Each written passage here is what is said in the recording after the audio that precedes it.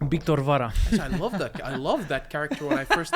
I don't remember if I saw one video or two videos, but I saw one video where you were like trying to explain to people how to be charismatic. Yeah. And oh my god, it made like I don't know how like you could hit the red pill community so fucking hard, but still keep it like it decent. Made, like I don't even know how to say decent. You hit them like so hard, like it was a low blow, but at the same time it was really like fucking funny. I really liked it. I really liked that one. So I don't remember if I saw one video or two videos, but Victor Vara is. I did. Cup. Yeah, the thing is that I did like 2 videos. I had one. Free. I did free, and I had one more that I wanted to do, but I don't know why I have the impression that some people like don't like it because it hits a bit too hard. It's a bit harsh, but I don't know. I like it. Hey man, you want to know what else hits a bit too hard?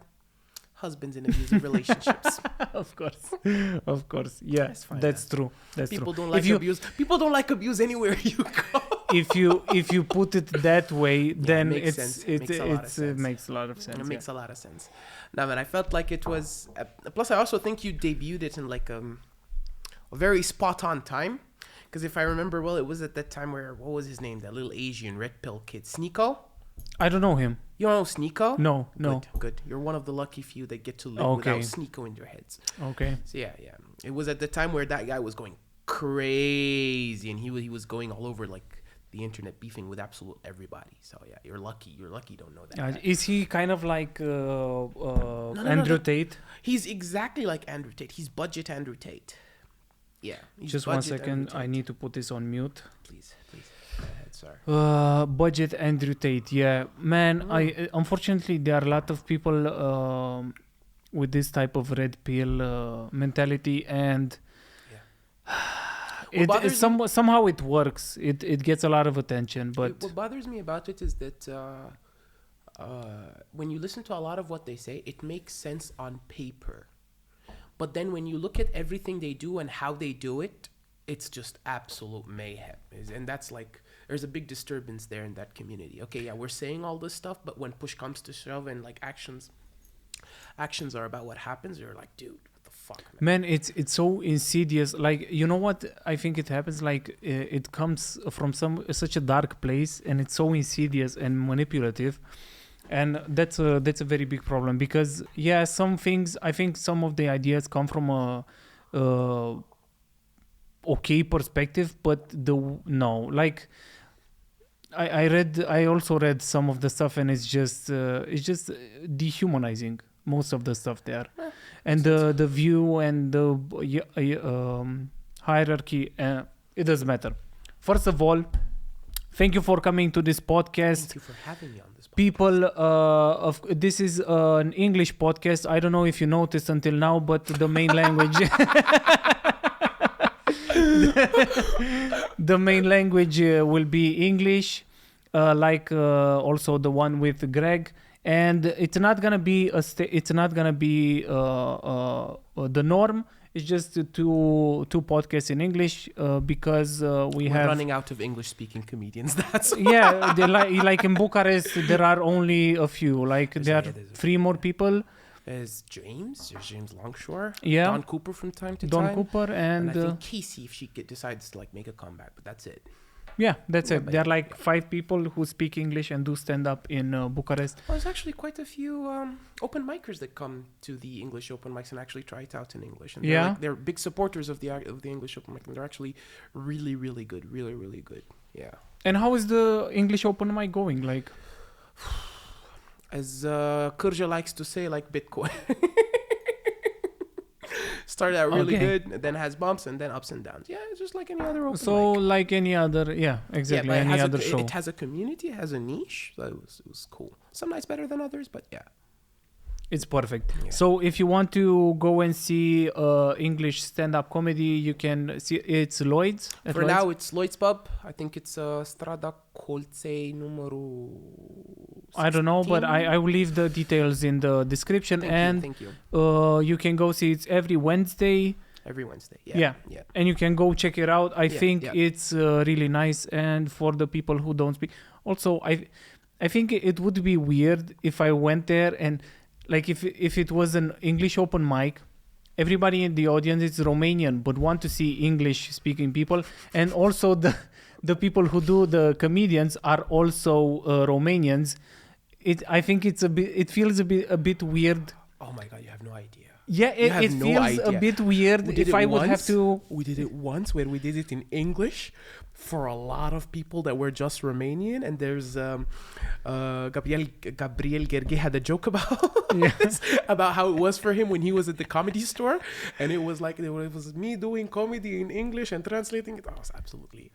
It was so awkward because everybody is just expecting English, but they're Romanian, so they're just sitting doing the mental gymnastics of it. Yeah, man, because it feels awkward. Like this happened to me a lot when I was a student. There were a lot of students from all over the globe, and we usually spoke English because most of the people knew English. But sometimes some people didn't know English and knew only German, and it would get mixed up. And I, at a party where everybody drank, we ended up like talking to my friends, Romanians, talking in English. Like we were talking to each other in English, and after 5 minutes I was like, why are we talking in English? No, but Romanians have that. Romanians have that. Romanians are very people pleasing. So I was at a party a few days ago actually, and a guy lost his jacket, and he lost his jacket where I had my jacket, so he thought my jacket was his. And I was trying to explain to him that somebody came and took his jacket and took the jacket that he was describing to me. I was trying to explain to him, and I know a little bit of Romanian, and I'm explaining to him in Romanian. And he didn't know English, right? But in his head, he was like, I have to speak to him in broken Romanian so he understands me. And he was sitting there, Jaca mea, m-a pierdut jaca. And I'm telling him, cineva a furat jaca ta, a venit ăla cu ochelari și a avut și așa. I was describing the thief like in such detail. He was like, cineva m-a furat, era din Bershka jaca. He was like telling me this shit. And then he lost his jacket. And then I met him again outside where the music wasn't playing on. And he was still talking to me. Nu l-am găsit-o. And his friend was looking at him like, dude, he's talking to you in Romanian.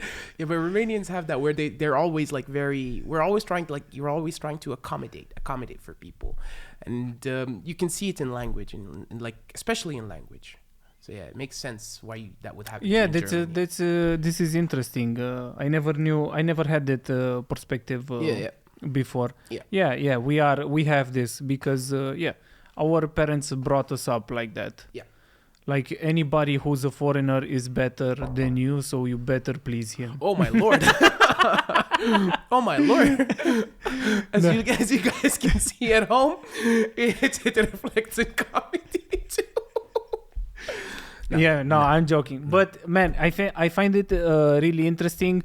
First of all, I'm also curious how come the one question that everybody asked you, why Romania? Like, for what are you being punished exactly?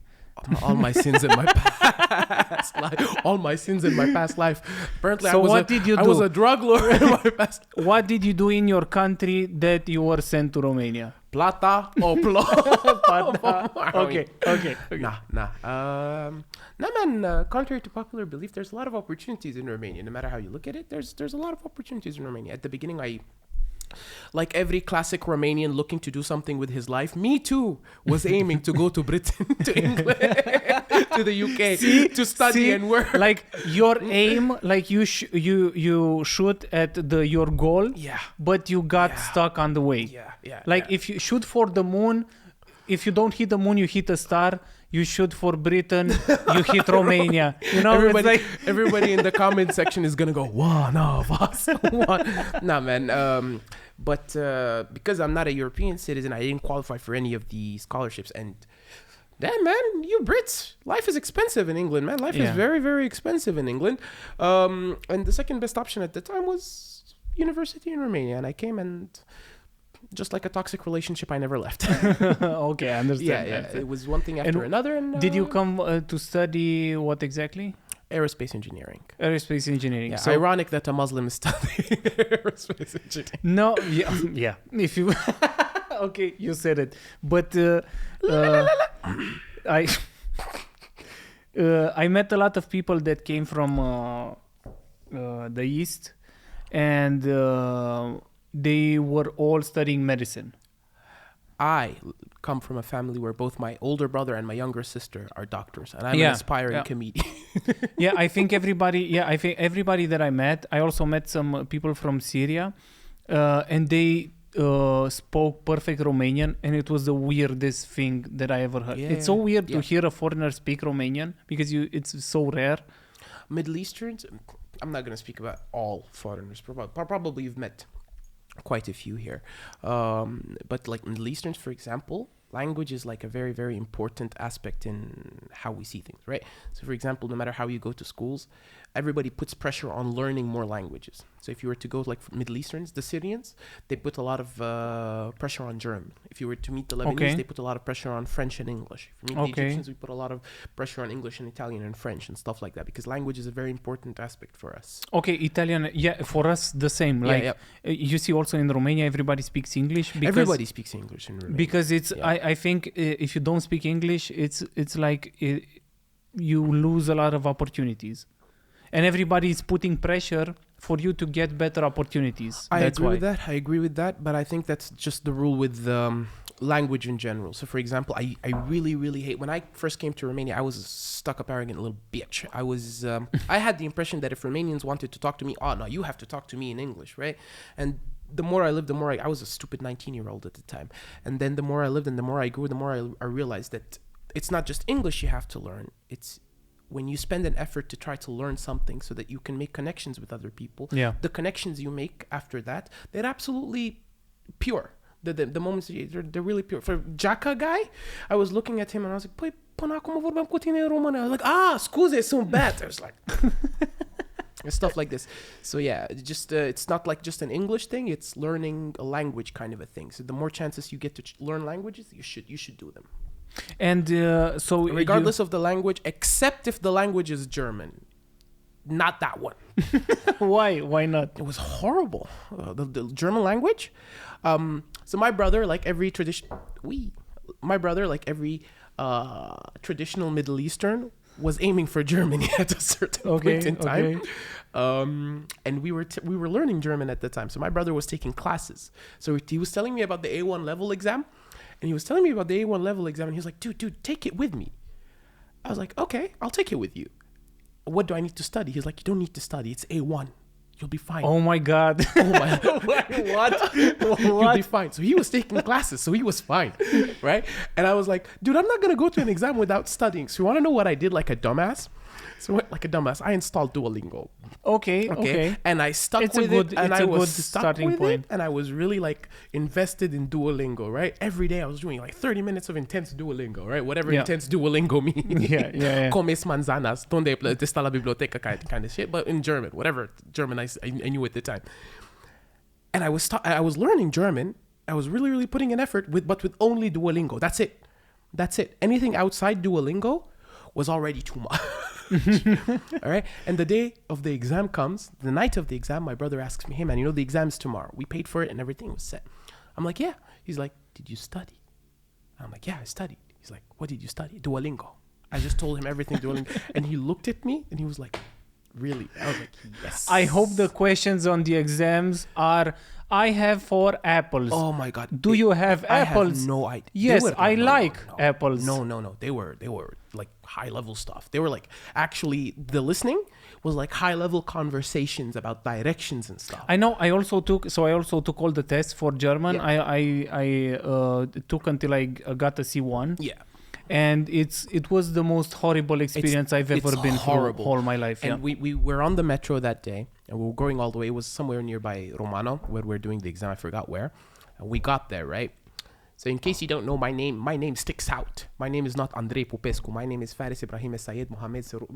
Oh my God, how many do you have? 6, right? 6 names, yeah. So my name and my brother's name, they stick out like a sore thumb. And while they're sticking out like a sore thumb, the guy, he's like, no, you have to tell me. But he's talking to me in German. I don't know what he's telling me in German because I only have my like Comes Manjana in German on me. That's all I know. And he's only telling me about that shit. And but where did you take the exam? Was it somewhere in Romania? I don't remember the name of the center that I wrote the exam in. Was it a Goethe Institute? I think that was the one. Yeah. this was like mid-pandemic, like right in Yeah, the middle of the yeah. pandemic when they opened the application for the exam, right? So he's telling me stuff, and he's committed to talk. I can see you're Romanian, bro, but he's committed to talking to me in German. Yeah. Okay, and he's committed, and he's like very committed to talking to me in German. And I'm replying to him, I don't know what you're telling me, my man. And then he's like, no, just tell me your name. And I'm telling him, Faris Ibrahim, blah, blah, blah. Right? So he's like, go upstairs for your exam. Oh my God. Like, Yeah, I'm going to say. go upstairs for your exam. He's like, I need to get involved with this. Right? So we get upstairs. So I'm following my brother. My brother got away from him. I didn't. My brother, in case you guys don't know, he looks like me, but better. Keep in mind, he's an actual doctor that's more successful. So he looks like me, but better. Okay? And he walks in first, and I can hear the lady on the inside has the same level of commitment in German as the guy that was downstairs. So she's only talking to everybody in German. So my brother walks in. He was studying German, so he knows what she's telling him, right? So he goes all the way to the back. I walk in. And I don't know what she said, but she said it in German, and she did this. Yeah, man. I She was totally understand. She was Yeah. pointing at him and pointing at me. No, I'm not joking. I understood what she said because of this gesture. This is not German. This is international for Are You Guys Brothers? That's international. You have the same hair. The same hair. Same hair. What you... Yeah. I understood what she was telling me. But at that moment when she was pointing at me and I was like faced with the reality that was the pressure of there is a German exam that I don't know anything about coming my way, I just looked at it and I was like, I forgot my English. I forgot my Romanian. I forgot my Arabic. I looked at her and I was like, "Thi." and like everybody was blurting out languages where they knew. My brother was speaking in Arabic. There was a lady. There was a little Nigerian chick at the side. She was speaking in French. Oui, oui. You know, it was a horrible experience. Learn languages. Kids, stay in school, learn languages, but don't do German. And did you? So you didn't pass it, or? I got, so the passing grade was the passing grade at the time I think was 50. Okay. Yeah. I don't know what happened, but we didn't get the chance to do our speaking. Something got in the way and we didn't do our speaking.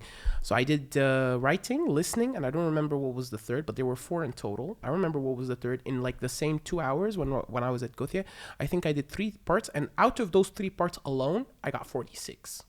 Okay, still good. So yeah, invest in that Duolingo plan, ladies and gentlemen. It's helpful apparently. All right, Duolingo, sponsor us, man. Come on. You know, so also when I took my first test, I also didn't know so much. Yeah. And you, at one point, they make you do a story. Yeah. To write a story like At the end, yeah. 100-word story. Yeah. And the way I did it, because I was so afraid to not make any mistakes, I said I went to the shop and bought cheese, milk, grapes. The words that I do know. and I wrote like 15 words, and then I wrote, but they didn't have cheese, milk. And I fucking did it that way. I think they passed me only for creativity, but like you Passed off of vibes.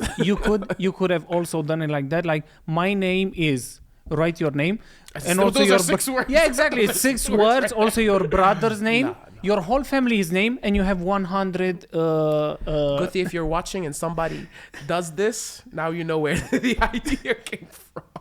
There's a lot of teachers in the comments that are upset. Oh, so this is where they're getting all these shitty ideas. They're nouns, bro. They don't count. Of course, they are still words. Yeah, Still and words. that's why like I'm very like my Romanian is a lot better than any other second language a third language or second language I ever tried to take. So for example, But I and learned how did you French. learn English? English? Yeah. So I used to go to an Indian school. Okay. Back home in the Middle East, I used to go back to an Indian school. Halfway to the 9th grade or the 8th grade, I realized that I have a very thick Indian accent. Okay. Did you talk with bobbing your head? Everybody talked with bobbing their head everybody spoke with bobbing their head, right? So everybody was bobbing their head, and I was lucky, right? I was lucky because like there was a lot of Egyptians that were in that school, and I was the only one that caught himself early on talking with like arthritis in his neck or some shit. right?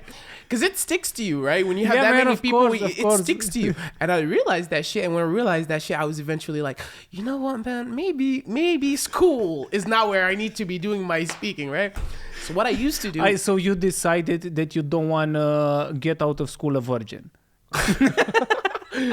I decided I didn't want to get out of school and start a YouTube channel to teach you how to do CSS. Okay. No, and so at that point, what I decided to do was there was a TV channel that used to play only English movies, Okay. but with Arabic subtitles.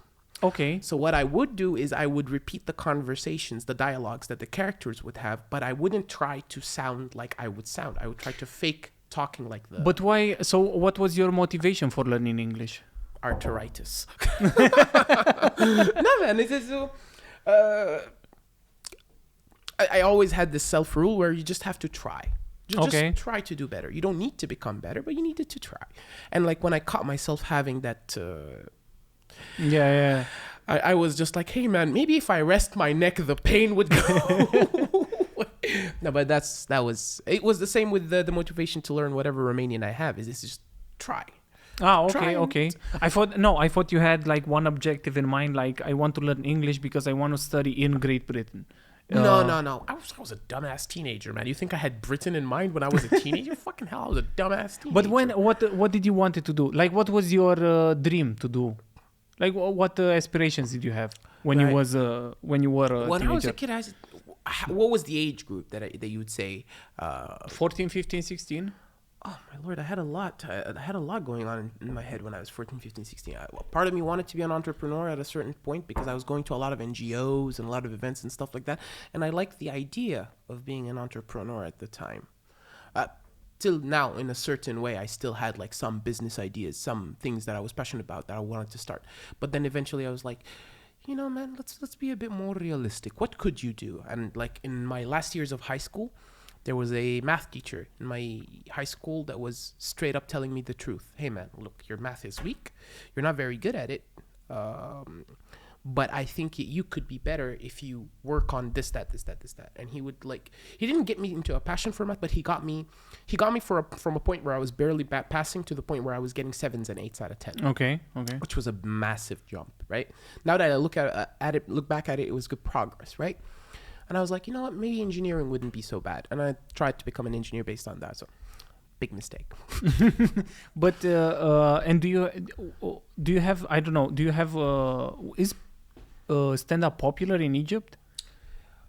Stand-up is very popular in the Middle East, not only in Egypt, in the Middle East. Really? And Middle Easterns are very, very funny. And out of like all the Middle Easterns, if you were to ask who are the funniest Middle Easterns, they would always tell you that the Egyptians are the funniest ones. Okay. And there is a big scene in Egypt, a big scene. Really? Yeah. There was a time where if you wanted to watch an Arabic movie, it was an Egyptian movie. You had no other choice. And like one of the biggest investments at the time was Egyptian movies, Egyptian theater, and so on and so forth. Were very, very popular. And how big is Egypt? What's the population of Egypt? Well, I wouldn't know. All I know is that we're somewhere in the top curious. 5 in Africa. It should be over 100 mil, but we're really, really big. Egypt is massive. Yeah, that's why I was curious. 100 mil. Yeah, 109. Yeah, Durex isn't a thing. Durex, there is an untapped market for you there. And trust me, we need you. That's so. What I find so interesting is that stand-up caught so much popularity also in Russia, which I didn't know about. I didn't know about it, and also you're telling me that in Middle East there's a lot of. No, in Middle East, in Middle East, art and culture were a thing for a very, very big time. It's not something that's new. It's just that now there's more of a the torch has passed kind of a thing. Okay. Is those older people that were super funny and super all over the place with movies and stuff? Those people you only see in like very niche situations now. But there's like a very, very new generation of comedians that came out who are just like all over the place. All over the place. Yeah. And do you watch a lot of Middle Eastern stand-up, or do you like more the Western one? The Western one, yeah. Okay. The Egyptian one is funny. is very, very funny, but I feel like if I was to try it, or if I was to do it, or if I was to write jokes in Arabic, there is both there was both an inherent plus to it. Yeah. That, okay, I'm doing this because I have a relatability with the audience and stuff like that, but also like limitations to it. Because, for example, you can't make, I wouldn't say you can't make certain jokes. Is that, for example, certain jokes that you would make with your Romanian friends, they wouldn't work with your Middle Eastern friends, and vice versa. And I feel like if you were to do jokes that are more blanket terms, like the ones that are done in the States, it would be a lot more beneficial. But that's how I see it. I watch a lot of it. It's just that until I go back, it's not something I would consider. Oh, okay. Yeah. Because, I was also faced with the same dilemma because I also started doing stand-up in Germany, and I was thinking a lot about this. Now that is something. Now that, ladies and gentlemen, leave stand-up in Russia, leave stand-up in the Middle East. That, gentleman, now that takes balls. I started doing stand-up in Germany. Yeah, man. Now that, the joke about German humor? It's there German humor. None. It's no. Yeah. It's German humor. It's no laughing matter. It must be precise. So that is like. Yeah, man. Like I liked it because I would make fun of Germans, and that was funny. That for me and for people. Did they get it? Yeah. That's all that somehow. Matters. That's all that matters. Yeah, it's really true that Germans are not funny. I'm sorry. When I was arguing with my brother why I didn't want to move to Germany, stand-up was one. Not stand-up. I wouldn't say stand-up, but this discussion of Germans not being funny was something that I really took into consideration. Romanians are very social.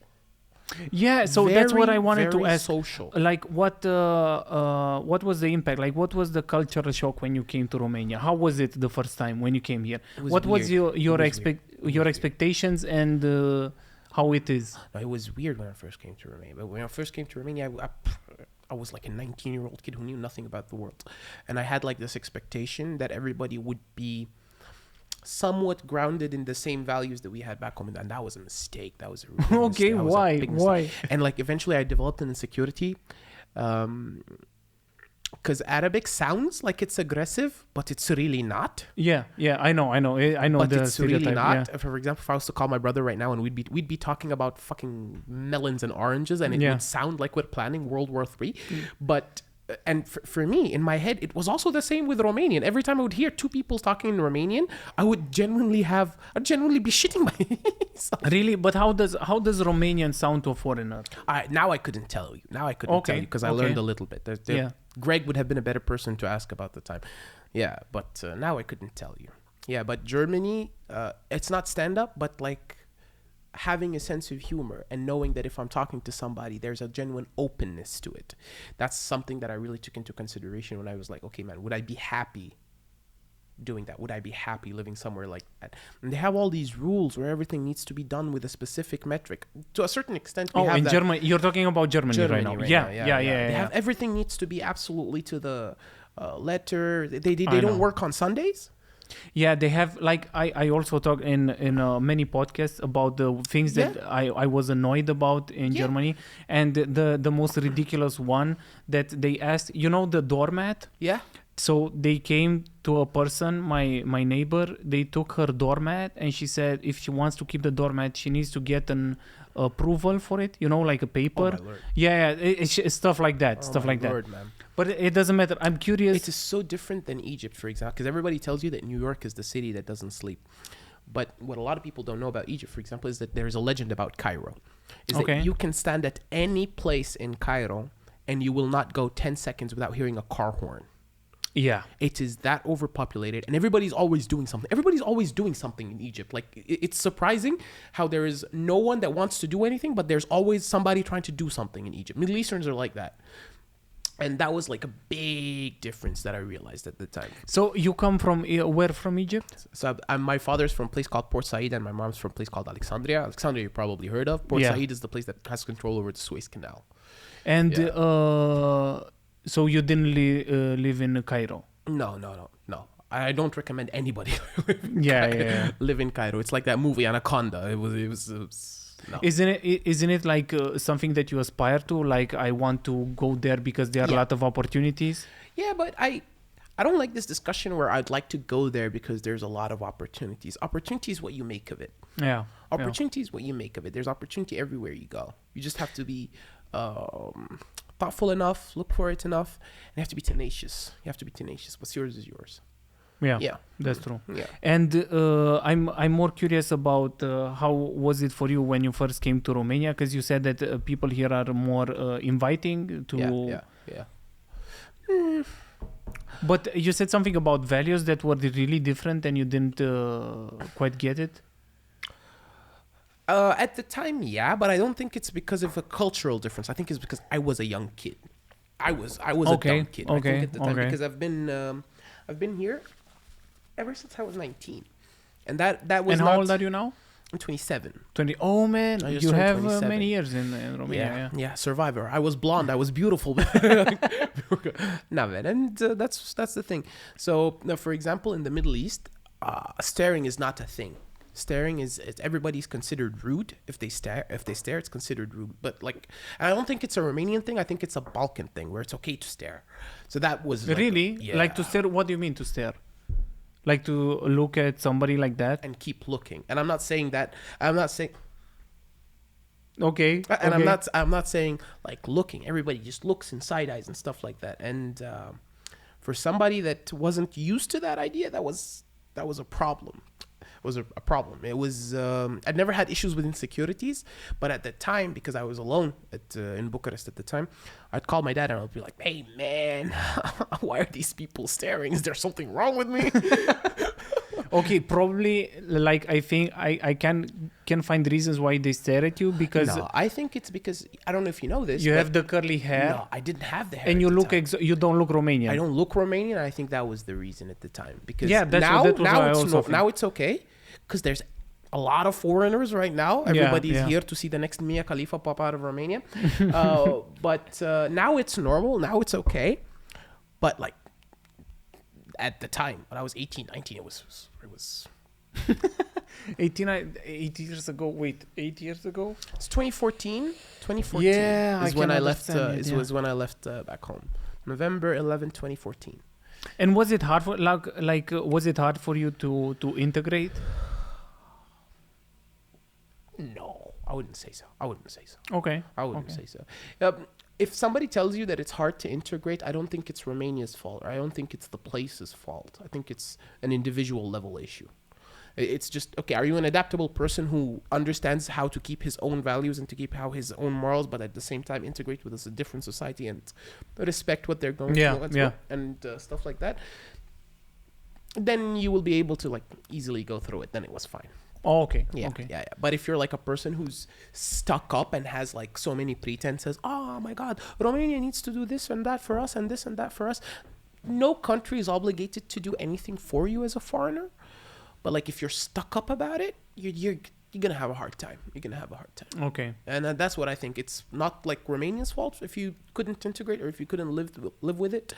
It's just a surface level issue on your side. Are you an adaptable person that knows how to get through? Are you a person that has enough life experience that's able to, I would say learn from past experiences and just know how to deal with what's going on right now? Yeah. Because that's what I had to learn real quick is that, okay, so I don't have that much life experiences because I was a teenager living somewhere in the Middle East, but like, do I have the ability in me to keep this going? And the more and more I try to loosen up a little bit, try to understand. When I was hit with a problem, I tried to deal with it. Să fii descurcareț. That's like the one thing that I think matters anywhere you go. And what is one thing that, a weird thing that Romanians do that you still cannot understand? One weird thing? Yeah, there's a thing that Romanians do and you're like, why? Why are they doing that? Do you have, if you have any? It's just one thing that I would say Romanians have that's very weird. Romanians really like lines. Lines? Staying in a line, in a queue. Okay. So for example, because a lot of I don't drive, but a lot of my friends do, and I'd be carpooling with them or I'd be going somewhere with them, and there are lanes, empty lanes in the road But the Romanians want to make a queue in the middle one, or in the right one, or in the left one. The Romanians love it. Like when driving. When standing at 5 to go. This is the absolute weirdest thing. You just pay attention at those bigger 5 to goes, right? If you go to the bigger 5 to goes and stand somewhere, right? Just stand somewhere. You will see like a line starting here. You stand like right next to it. A line will form behind you. A line will form behind you. Romanians love to stay in lines. It doesn't matter what's at the end of the line. They want to make a line. They want to make a line. There has to be a line in Romania for something. It doesn't matter if it's something as simple as the road, or it doesn't matter if it's something as simple as 5 to go. Romanians love to stay in lines. They don't care where the line is going. It's like Cefere, but human form. It's like Cefere, but human form. They don't care where the line is going. They don't care if it gets there. They just want to stay in lines. Every time I go to 5 to go, and there's a line, I'm standing in the line. Another. So this is right here. This is 5 to go, right? And there's a line like right here, and somebody stands right here. They're gonna form 2 lines. Why? Why? Okay, it's like an ironic way of creating more chaos by creating order. yeah, and it's a real thing. That's so interesting, because it never occurred to me. You've never noticed this. It never. Yeah, I don't know. Just you drive. Yeah. Just today, while you're going home, just pay attention. You're gonna drive on the main road. Here at Uni, right? Just pay attention. There will be space for people to overtake. There will be space for people to drive, but everybody's gonna be stacked in one line. The thing is, this one with driving, I can understand, because I do that. I stay in the middle line. Let me tell you why. You're the problem. No. You're the no. So in Bucharest, listen, I do this in Bucharest because I know for sure that if there are 3 lines, if I stay in the middle one, the one on the right, I cannot drive on that because there are cars parked there. Yeah. There's no first line. It doesn't. Automobile COVID, you need to social distance. Yeah, exactly. That's a fucking parking space, the first line. The one on the left is the lane that everybody turns left, right? So if I go on that line and I don't want to go left, I just have to sit in the back of everybody wanting to turn left. So that's why I choose always the middle one, because I can go in front. Yeah, but it makes sense. It makes sense for me. He's one of you guys. He's one of you guys. He's saying it in English. Dar credeți-mă, eu nu te întreb. And like now, if you're going to go somewhere with your car, just pay attention. You don't even have to be in the middle lane or in any of the lanes. Just today, you at home, if you're driving your car or going anywhere, even if you're in a cab going somewhere, just have like 10 minutes of 5 minutes of situational awareness. You're going to pay it. There are way too many lines, way too many unnecessary lines in Romania. The thing is that I think this is only in Bucharest. In other cities, I didn't really notice this. I've seen it in Cisnadie. I've seen it when we were really. I've seen it in Cisnadie. I was sitting there. In Cisnadie. I've seen it in Cisnadie. Where else did I see it? I think I don't know. I don't remember seeing it in Brașov or Constanța, because those are the only places I've been where there was a car involved. Okay. But like for a place as small as Cisnadie, there aren't that many spaces for you to drive in, and you're still desperate to form lines. Okay. Yeah, I never noticed this. Yeah. I will pay attention because and everything gets pickled. This and everything's a pickle. Everything. You don't have pickles in you. We don't have pickled watermelon. Okay. My God. I can understand that. Oh my God. There is a lot of Africans in Africa turning in their grave. I was turning in my fucking head with my eye. Pickled watermelon. Why? Yeah. Just why? That is a Moldavian... a thing. It's a thing. Yeah, it's a thing. Yeah. It's a thing. But you have tomatoes. That's fine. That's fine. That's what I'm saying. Like, you also have in your culture a lot of pickles stuff. Like a lot of pickles. Yeah, but everything we pickle sounds pickleable. Yeah, that's true. Melon is not the first thing that you think about when you think about pickling stuff. All I'm asking is why? Why? It's God's perfect fruit. It's the fruit that you don't need anything with. You know. Do you eat cheese with melon? Of course. See, You see, that's the that's weird part. That's not weird. That's not the weird. weird That's fucking such- part. So that's I'm such sorry, but that's weird to combine no. cheese with watermelon. Cheese and watermelon. Okay, is like I the give you perfect that. Middle I give you Eastern that. thing. It's weird to pickle it, but also cheese with watermelon is weird. No, no, Yeah. no. Cheese. You got to do that. Trust. You've never had it? I've had it because I had an Albanian neighbor who always It's such an ate Egyptian it. thing. Yeah, It's such an Egyptian. see, Have you ever it's tried it weird. with bread? Have you ever tried it with No. bread? Have you ever like taken a piece of bread, stuck it in that little water that comes out of the watermelon at the end at the bottom of the plate? No. What it's is gonna explode. Oh my God! The Muslim brought something that explodes. Just give me a second. That's his bag. That's your bag, man. No. Oh, it's not mine? No, it's something else over there. Yeah. Ladies and gentlemen, we promise we're safe. We promise we're safe. It's just that something awkwardly started beeping for some reason while we're here in the studio. Yeah. Yeah. It wasn't. It didn't come from me. I swear. It's just his bag. I don't know why he's beeping. I'm sorry. I had to do it. Did you cut the red wire? I had. Yeah. No. What was he saying? Yeah, man. It's such a Middle Eastern thing. The watermelon and cheese, watermelon and tomato. You ever have watermelon and tomato? Watermelon With and, the tomato. So okay. oh, not so watermelon, tomato, cheese and tomato. Sorry, my bad. cheese and tomato are the perfect combination. But we're talking about like halloumi style, feta style, like telemea style. cheese. Yeah, you see? yeah. That's perfect. Yeah. But with watermelon, it's Come on. weird. Come on. Okay. Come on. I tried it and I didn't not like it. Boo. Everybody in the car. Boo this man. Boo this man. It was a bit weird, but it was okay. I could think of worse combinations. How is the food in Romania? I don't like it.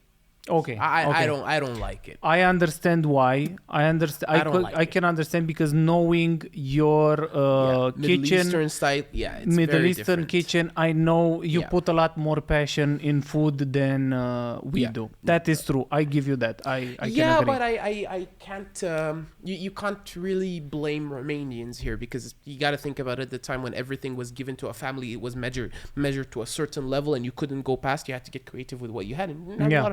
I don't blame it. I just don't like it. That's all.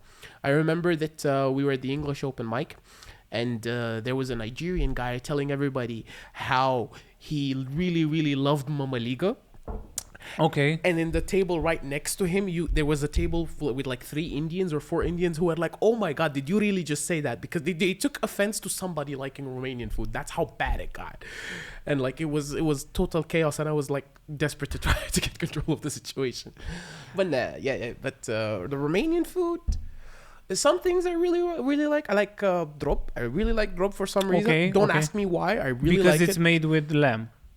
I love that. Yeah, of course, I love of course, that. yeah. I really liked drop when I first had it. Sarmale is really good. And I haven't had the ones with pork, but I really like some because it's very close to stuff that we have. Yeah, man. You also have sarma, but you have it in the like mostly we do it with the cabbage, but you have it with Vine leaves. Vine as well. leaves, Yeah, yeah. but mostly without meat as well. At least until I grew up, I didn't know they could have meat. What else? I really love kozonak. Okay. Oh my God. I had like when I was in university, Kozanak, there was a thing where everybody would go to their families after they met me, and they were like, "Hey man," they'd talk to their moms, and they're like, "Hey man, hey mom, we have a new Middle Eastern in the class," and their mom was like, "You know what would be good for him to see kozonak?" And every mom would make kozonak better than the first one. Yeah, it's a national contest. Yeah, I don't ask. It was, and then you'd go to the store and get those like really dry preserved ones. Yeah, those no, had no. a problem. Those Yeah. had a problem. And so yeah, the food. Yeah. Wait, what I wanted to ask you something about this. Yeah, what restaurants are good in Bucharest? I'm really curious. Like, I want one that it's approved by you for being a good Middle Eastern restaurant. A good Middle Eastern restaurant. Oh, that's a very, very tough question, actually. So I've been to quite a few. There's one in the Centru called Sinbad. It's really okay. Really okay. But it has Centru prices, which I don't think any restaurant should have. So that's one. There used to be a Lebanese restaurant near Kaya Griviti that was called Beirut. I don't know if it's still there or not. That one was really, really good. That's the restaurant I ate in to celebrate when I graduated. That one is really, really nice. Beirut. Okay. and another Middle Eastern restaurant that I really, really liked. No, I think that would be it. Beirut and Kaya Grivice would be numero uno, and that's because they had like everything there was as Lebanese as it could get. They had the simplest Lebanese dessert with the simplest gratin. It was like really, really okay. Sinbad is good too. It's just it's central prices, and I could never approve central prices. Okay. And how do you what did you expect the obsession that Romanian have with shawarma? No. Did you expect that? No. Ladies and gentlemen, I'm about to shamelessly plug my Instagram. My name on Instagram is Shawarma of Power. Okay, so I was obsessed with shawarma at a certain point in my high school, where I was obsessed with it. Okay, ladies and gentlemen, I am a person who had this obsession to the point where it had to be my social media handle. And you Romanians, you put the obsession in shawarma.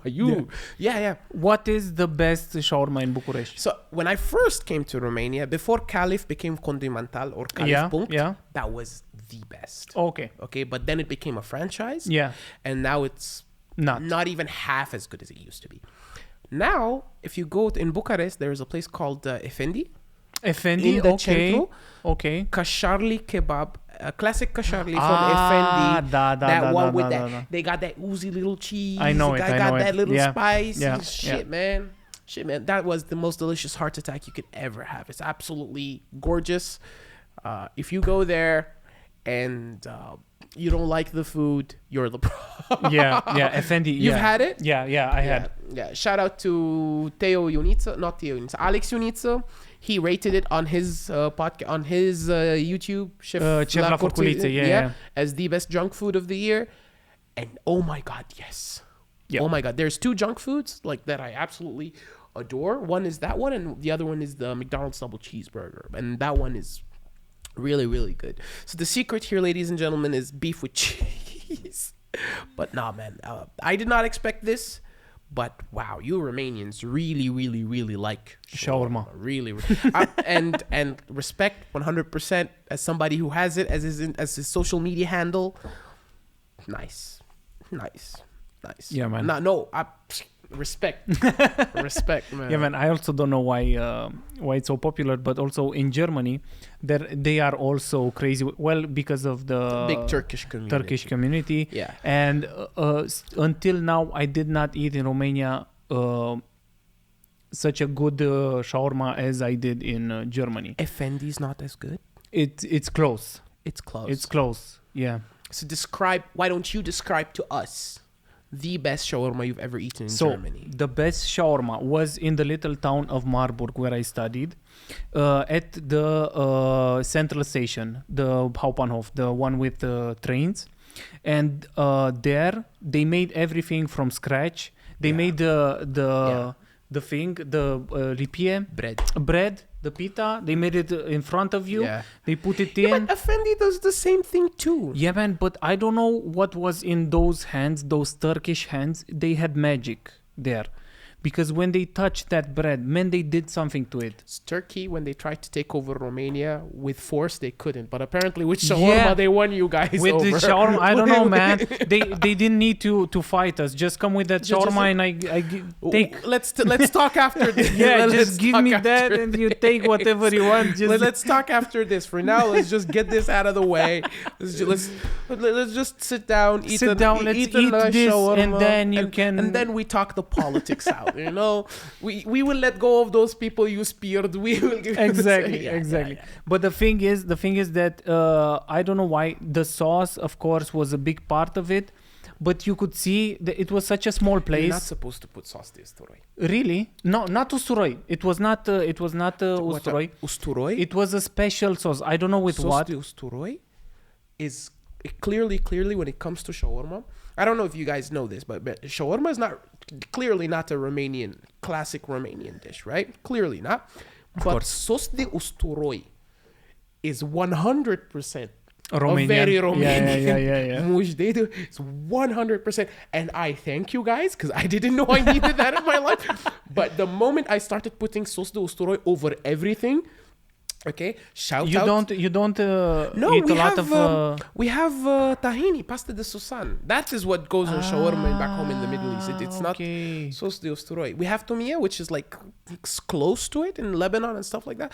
But in Egypt and Qatar, where I spent a lot of my childhood, it's tahini. Tahini has to be. It's the secret. In everything, yeah. Not in everything. In everything. For example, if you try grilled fish with pasta de susan, it's a very weird combination, but it works. Yeah, man, the tahini gives a very deep flavor to Very everything. deep flavor it's to really, everything. Yeah. That's why the Asians have sesame and oil. also, you also don't put French fries in your shawarma. Oh no, we do. You do? We do. Okay. Just not as much as here. Okay. Yeah, okay. I thought because in Germany I didn't really see that. Yeah. But I thought it's only a Romanian thing. What we don't put in our shawarma is varz. Okay. Is varz. What do you put? We put just fresh salad. Okay, so only fresh salad, like tomatoes, and pickles. Okay. Yeah. Okay. Yeah. Okay. Yeah. That's it. That's all you need. Man, I now my mouth is watering for a shawarma. I'm not gonna lie, me too. I've been drinking obsessively, but I'm like, I know what I'm eating right after this one. Yeah. And Kasharli is like like Effendi is very close by. I'm just like, damn. I'm happy I'm eating after the podcast, not before, because I don't get to be bloated. Man. And yeah. And I'll never forget when I was at a shawarmaria. It was called La Hussein, and it was the one time that I asked him to put varza in my shawarma, and he was like, "I push mayonnaise și varza, yeah, varza cu mayonnaise ce yes." I was like, "Okay, I don't want it anymore." When he described it the way he described it, I was like, "No, I don't want it anymore." But yeah, we don't put varza in it. Romanians are like, fuck you, Faris, we're gonna put two types of varza. Yeah, the red one and the red one and the white one. Do something about it. The Germans put the Turks, or the ones in Germany, they put the red cabbage, and they also use a lot of I forgot how it's called, pătrunjel. Pătrunjel, everybody, yeah. Pătrunjel. Greg, if you're watching, pătrunjel. Pătrunjel, yeah. Pătrunjel, yeah. Yeah, man. My brother hates it. Really? Hates it in... Why? He likes it when it's like by itself in other foods. But when it's in shawarma, I feel like they will always put extra pătrunjel. So you don't eat anything else other than pătrunjel. And when my brother pointed that out to me, I was like, why does it make so much sense? Okay. You ever like eat, like tell a person to put pătrunjel in your shawarma? Just pay attention to how much pătrunjel they fucking put. Oh my god. Okay. It's way too much pătrunjel. I like it. I don't mind all the pătrunjel. I don't mind it, but damn. It's a lot. It's a lot. like just put the varza. The varza is good, but like the pătrunjel, that's a lot, man. Fucking hell. I think even like y'all put enough pătrunjel in it to make it a Snoop Dogg joint. That's way too much. If you put too much, you gonna smoke it. Yep. Yeah, man, that's so interesting. Yeah, I always like to hear the impression of foreigners about Romania, because I was also for a long time a foreigner, and I always had opinions about everything that I saw in Germany. But yeah. One thing I learned is to not always have an opinion, not always care. But it's a lot healthier. It's a lot healthier. Yeah. It's a lot healthier when you. I used to be very. I still am in a certain way, because it's something that I've learned. And Middle Easterns were very opinionated, but the more you realize that you need to need to relax a little bit, the more it helped me a lot in my stand-up. Actually, the lesser I cared, the better I became. Now I'm just mediocre. Okay. But I'm also curious, how do you feel that the Romanian crowds, like, what do you feel that Romanians laugh at more? The more extreme the jokes get, the more the Romanians laugh. Yeah. That's actually a very good observation. Yeah, the more the joke pushes the boundary, the more Romanians laugh. If it's just racist, we don't want it. If it's just sexist or misogynistic, we don't want it. If it's just extremist, we don't want it. No, push it to its absolute limit, Yeah. All right, and it'll just like ramp it up. Is it about rape and sexual is it sorry, YouTube, is it about R word and this that cool, just push it to the absolute like limit. Because I will see some comedians, what I've seen in some open mics is that they will say some jokes that are that are somewhat dark, right? Somewhat dark. Yeah. At the end of the day, that's the source of all things humor, right? Yeah, you need some pain, some darkness in your joke, and it's your job as the comedian to bring out the light of it and make it okay with the punchline, right? That's your job. So if it's somewhat medium dark, let's say, it's like a light skin, it's like a nice white girl after 2 days in Constanza, it's okay. It's not okay. But if you like push it like a Nigerian guy delivering something for Glovo, that's where the Romanians really like it. That's when the Romanians really, really like it. And I think it's because the Romanians, cancel culture is not a thing here. Yeah. It's somewhat beginning to become a thing, but luckily you guys still have that. And that's why they're like still savoring the more extreme the stuff go. I don't know if you've heard for example, jokes. There's a lot of jokes about religion, and I'm not talking about my side of the thing. I make jokes about my side of the thing. I was at another comedy club the other day, and I made jokes about it with also references to other minorities within the country, and the crowd just ate it up. You did religion jokes? Oh yeah. How are religion jokes in Middle Eastern in stand up? In relating to Islam in Romania? Yeah. Oh my God, they're amazing. They work very, very well. For example, Dan Bade had a joke about how if a terrorist would come to Romania, they'd steal the bomb. Okay. I keep watching that bit, and it was really, really good. And that's what I'm telling you. There's no line that clearly Romanians get uncomfortable with, where they say, "Oh my God, no, I don't know whether I should laugh right now." And I think the Romanian comedians are doing a good job at this, where they're like, okay, they're pushing the limit, but they're pushing it in such a way where you feel like, okay, it's a joke. So okay. So yeah. I think there's That's what I've noticed. If you're doing like and it's not just, I'm not just referring to me here as a Muslim. I'm referring to jokes in general about religion, about the church, about Catholics, about Orthodox, about Jews, about this and that, is that if you pay attention to how, and not just religion, about relationships, about toxic relationships, about sexual misconduct, about racism, about all of these things, if you pay attention to how the Romanian comedians do it, and the Romanian crowds, they don't eat it when it's a mediocre joke. Yeah, well, I think that is true. I don't know if it's a Romanian thing, but like if the joke is good enough, they will forgive you for the inherent darkness. Yeah, exactly. No, it's from what I've seen is that there's a lot of good comedians that they really push the envelope, really push the envelope, and they push the envelope with what they say. And I think it's because culturally speaking, cancel culture still isn't a thing. It's happening, but it's not a thing. And I think that's why, like, if you do a mediocre joke, that the joke is mediocre, it's about something that's inherently evil, but you did a mediocre job at saying it, the audience won't punish you for it being a bad joke. They will punish you for it being mediocre.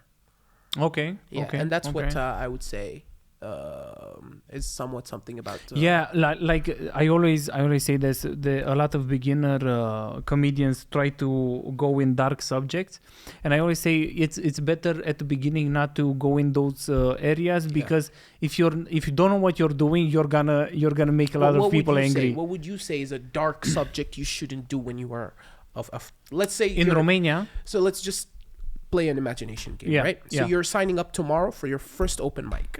Right? Tomorrow. What is the one subject you would say, okay, dude, I should not I would avoid religion. You would avoid religion? Yeah, I think Romanians are it's like Romanians have these two things with religion. It's okay like to joke about priests, But it's not okay to joke about religion itself. They get really offended really fast about this. That's the same. Maybe there's a divide here, because I think that if you had like somewhat a level of idea what stages are, if you were an actor doing comedy for the first time, I still think you could deliver it in a way that's okay. All right, yeah, the idea of not doing it about religion and just doing it about the church, that's a safe bet. 100% a safe bet. But yeah, okay, I wouldn't say religion. I wouldn't say religion. Yeah, what would you say? One topic that you shouldn't do at like your first ever open mic, I wouldn't say a topic, because that's the thing about comedians, is that your voice, comedians in my opinion are a reflection of the society they live in, right? So for example, whatever is happening right now in my society, that's what I have to talk about. All right. Again, the whole Palestinian situation happening right now, a lot of comedians are talking about it and addressing the situation because it's a reflection of what's going on in the world right now. And that's what comedians talk about. That's what I think you as a comedian should be. There shouldn't be something that's way too much or way too easy to talk about, but how you do it matters more. If there was one subject I don't think an open micer should talk about, I wouldn't say a subject. I would say don't try crowd work if it's your first open mic. Oh, okay. So you think that there is no subject that's taboo? You got to look at from my perspective. Every comedian that's done a great job at being that comedian, right, has spoken about everything. Carlin has spoken about God endlessly, right? Yeah. You can give me that one. Yeah, right? yeah. Spoken about God endlessly. I don't like it. It's not my cup of tea. But when I look at it, I look at the fact that it was at a time when everybody in the United States, everybody was scared of cults. Everybody was starting this massive move away from the church and stuff like that. What Carlin was doing wasn't necessarily just comedy. He was speaking to the people and relating to them about what was happening in their lives. Oh, yeah. Well, I'm also curious about this. So you said there's a lot of stand-up in Middle Eastern. Yeah. How is it there when you try to do jokes about religion? Well, when they make jokes about religion, they won't, for example, make them the same way. There's not a lot, understandably. There's not a lot, understandably. But when it happens, it's always in such a way and in locations where you know it's going to be well accepted. All right. So, see, for example, I'm 100% sure it wouldn't happen in the most populated area. No, that's because of Gabriel Iglesias. I don't know. I thought about it, but I didn't want to say that. It won't happen in the grandeur that you expected. One of the first comedians I ever saw was from, what was his name, from Rush Hour? Chris Tucker or Chris Rock? Which one? Chris Tucker. Yeah. I saw him live, and he made jokes about religion. Right. It will always be made in such a way where it's targeted towards a certain audience. What a lot of people don't understand about them is that it's very religiously diverse. Egypt has like 15 or 12% Christian audiences, right? So if you were to make jokes about Christians or about Shiites, it's okay somewhat because they're a minority, but they still have big representation. So they're okay with it. All right.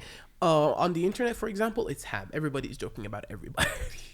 So there are comedians, because that's what I'm curious about. Like, for example, if you go tomorrow back in Egypt and you go to an open mic. I don't think there are open mics though in Egypt. No?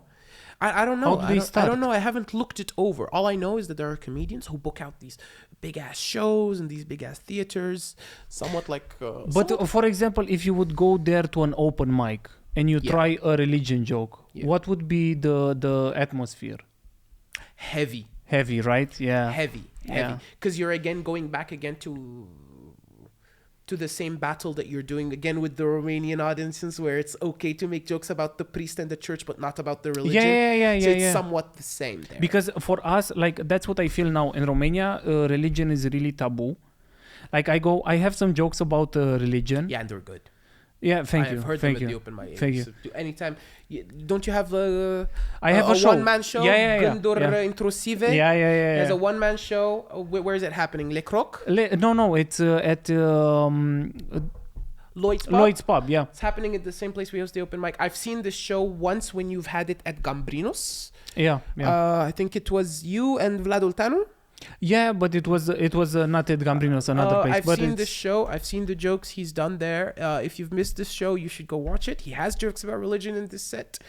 But the way this dude... Thank you. Thank you for having me. The way this dude presents these jokes, it's absolutely artistic. It's very different from what I do, for obvious reasons. But...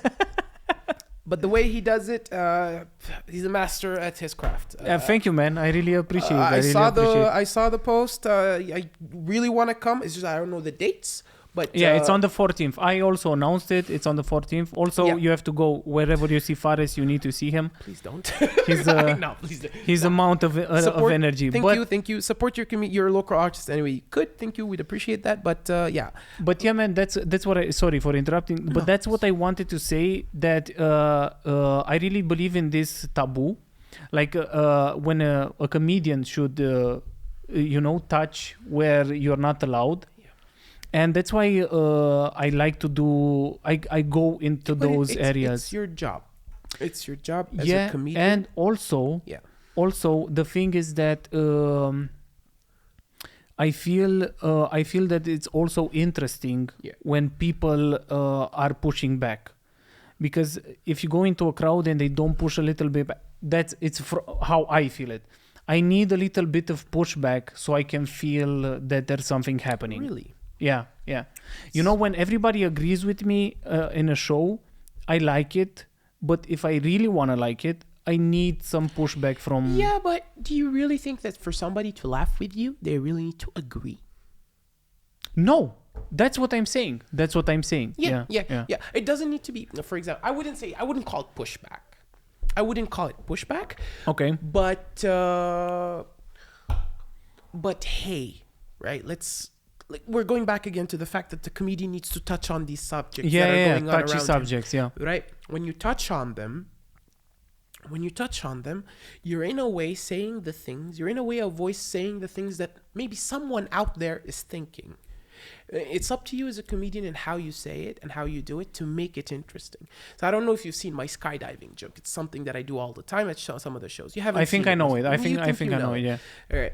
So it was at the time when I really, really wanted to test this joke. It was at the time where Buhnic, George Buhnic, said what he said on TV, and the joke has a part in it where I talk about how the skydiving instructor, the suit makes his dick look extra big. And he has to get on my back. And I was talking about how ugly I was to the point where George Buhnic wouldn't want to fuck me. What? Yeah. Oh, okay. But at the time, but you see, now it doesn't make sense. Yeah. Right? Now I remember. It doesn't make sense. I cut that part out completely, right? Because it's not relevant anymore, right? So now it doesn't make sense. But at the time, when I was doing it at the open mics, it was killing. All right? It was killing. Because in a way, I was validating what everybody was thinking. The perspective of the women. Yeah. But I was also making fun of the perspective of what people like Buhnic at the time were thinking. Yeah. Right? So it was pushing an envelope at the time. I did it once, it did amazing. I did it twice, it did amazing. I did it the third time I did it, which was the second week, it did mediocre.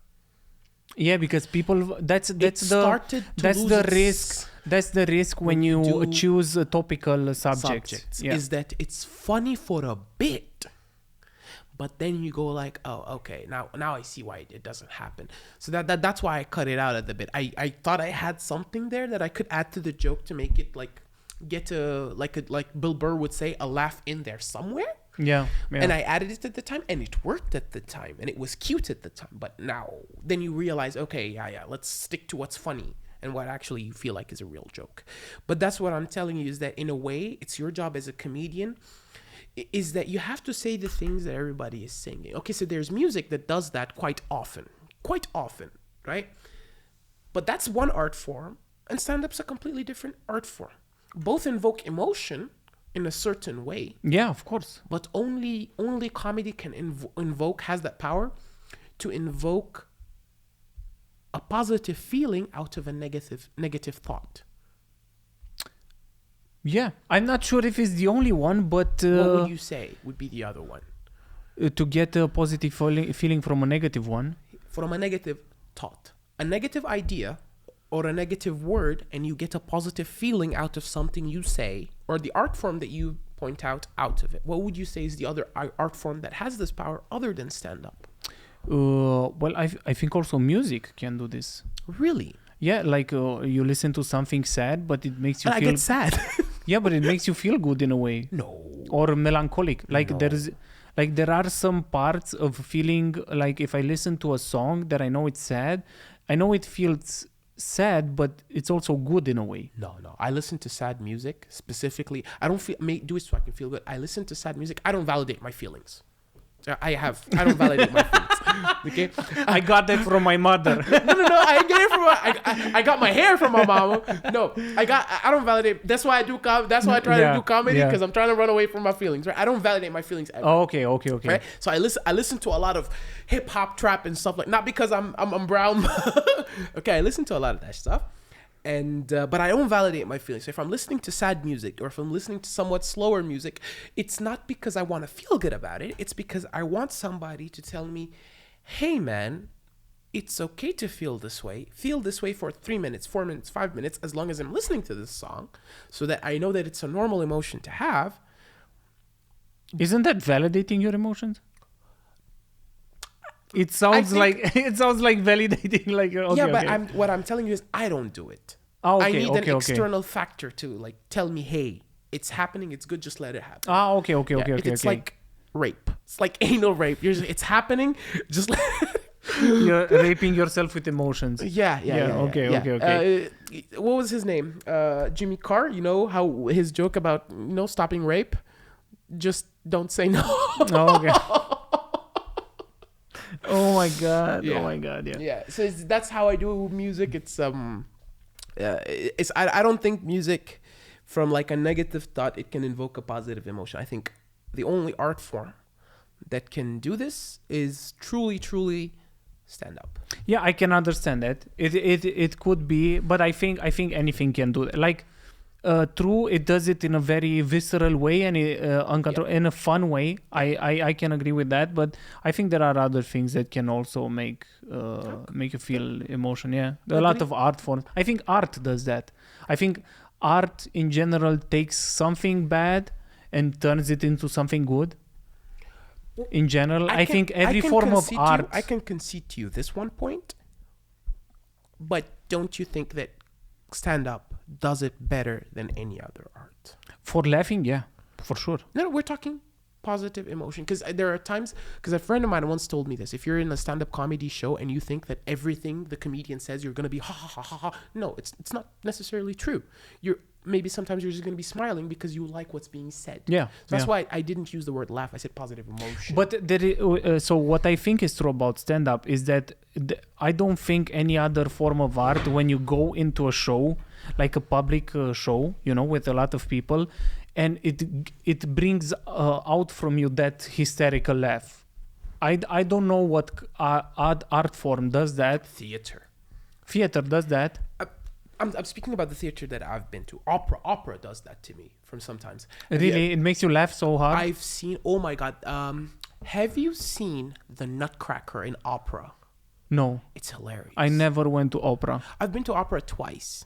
I've seen the Nutcracker, and I've seen, of course, Opera Aida, which is like about my people. Yeah, yeah. And I absolutely love it. Okay, and theater, I didn't watch any English or Romanian theater, but Egypt was very famous for its theater and its comical plays at a certain point, right?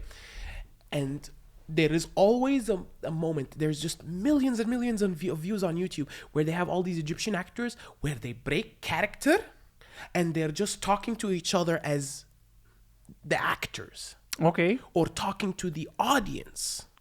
Okay. And it's just, I'm watching it through the screens, because we're talking like old classics here. I'm watching it through these screens, this moment, and I'm just like imagining how the energy would have been in the room. Just imagine, and I can tell you, I wholeheartedly believe that theater and opera could bring that out of you. Okay. Yeah, man. I don't know. Like, I'm contradicting my yeah, but a little bit. Yeah, but trecem peste. It's okay. It's okay. No, yeah. But yeah. Yeah, man, I understand. And why? So, how do you? I'm also curious. How do you see your stand-up career in Romania? Because I think it's really hard if you like. I think you feel pressure. I think we talked about this, that you feel pressure that you should switch to Romanian if you plan to do it here. I did it a few times in Romanian after that. Repeat the question. I didn't understand. So, for example, how do you see going forward? Like, what do you want to do with your stand-up career if you want to pursue this? Or do you think about sticking with English and doing it in English in Romania, or probably move to a English-speaking country? Or do you want to switch to Romanian and try to do it in Romanian? I actually thought about it exactly the way that you just said it, right? There are two choices if you want to do it, right?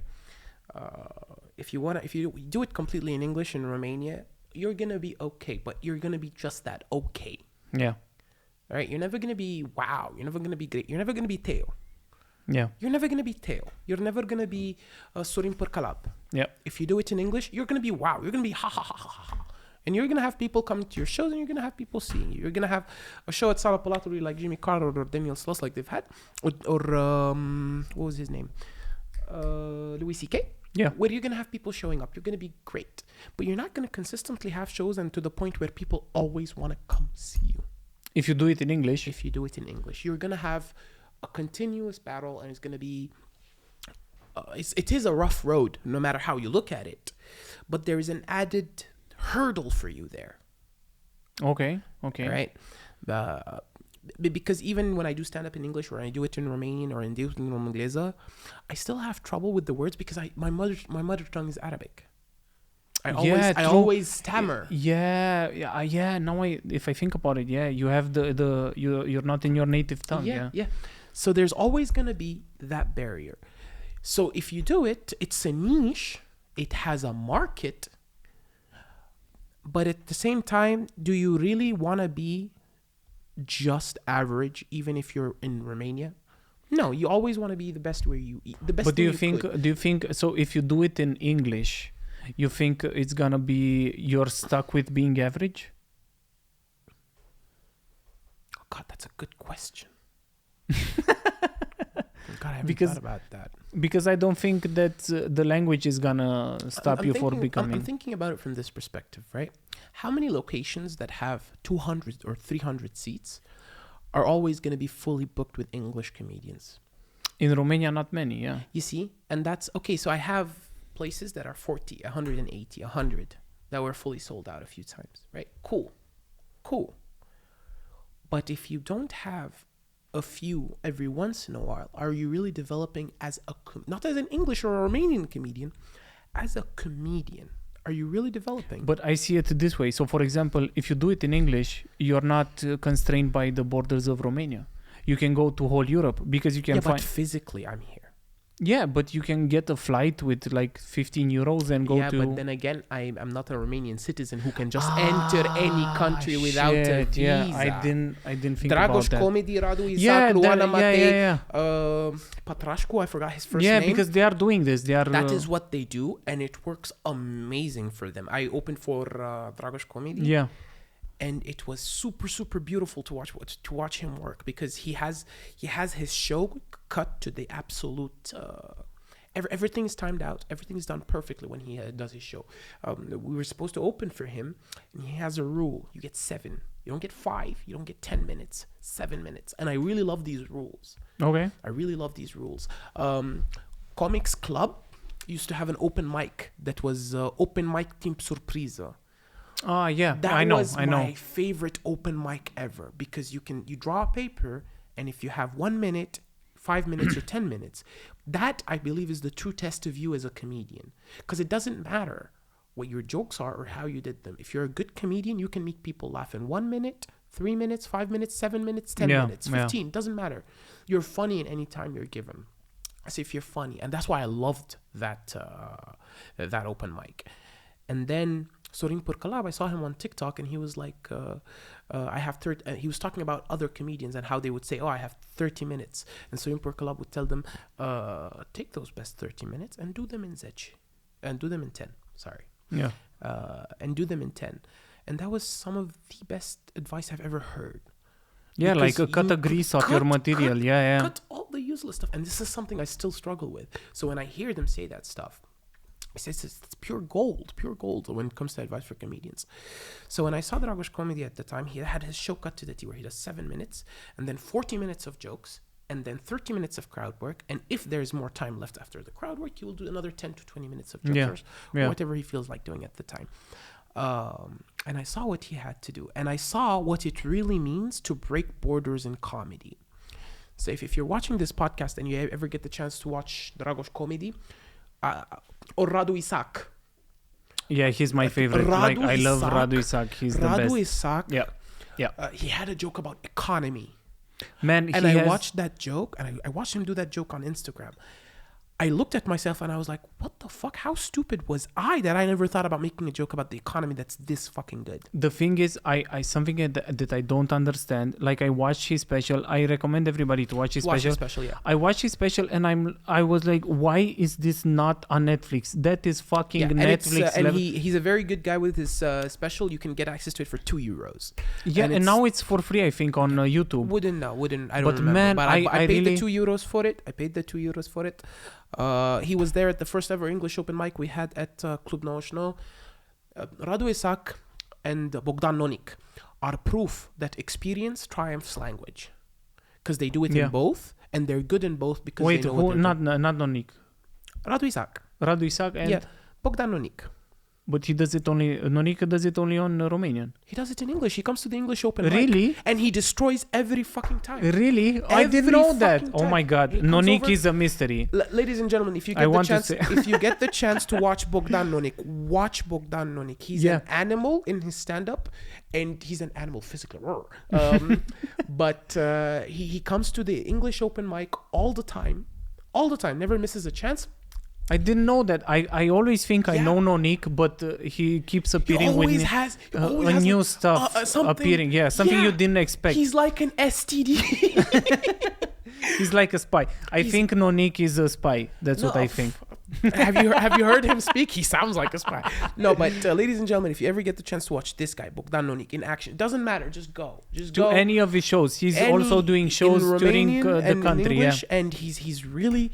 He's on another level. He always comes to the English open mics, and those two are proof that experience triumphs language. And I really saw when Dragos Comedy, going back to the point, and I really saw when Dragos Comedy, and I got the chance to open for him. Thank you, Narcisa and Dragos Comedy. I really saw what it means to break borders. I really saw what it means. Unfortunately, I don't have that privilege. I'm stuck in Romania for a while. Yeah, man, that's too bad. I'm sorry. I bet you're not. No, it's really shitty, because it would have been so many opportunities for you to... It doesn't matter. Opportunity is what you make out of it. I'm very content with where I am. I'm very content with how I do comedy. But yeah. I saw what it's like. To be that good in the language that you're doing. Yeah. I saw what it's like. And I'm not denying that there is potential for it. But then again, you have to be that on the road you have lifestyle. To be on the on the road lifestyle. You're doing what you got to do. You have your papers sorted out and stuff like that. That's how Trevor Noah does it. That's how Trevor Noah used to do it when he was living in South Africa. But yeah, man. And also doing it in Romanian, there's of course the language barrier, which is also another barrier, because you can to really master a language, you need to speak it so much. And I don't feel I have that though. I don't feel this language barrier thing, because I believe more than language, you also need. I said this to another comedian at the open mic. Other than just language barriers, there's also relatability. Yeah. And I felt like, because I've spent God knows how much time I've spent with Romanians, I relate to them a little bit, and they relate to me a little bit. Yeah. So I always try to keep my jokes. Okay, yeah, they're general, right? I speak a lot about dating and stuff like that, and they're very general, but I also try to keep it relatable to the fact that I have Romanians in the room. Yeah. And this is something that I believe a lot of people go over.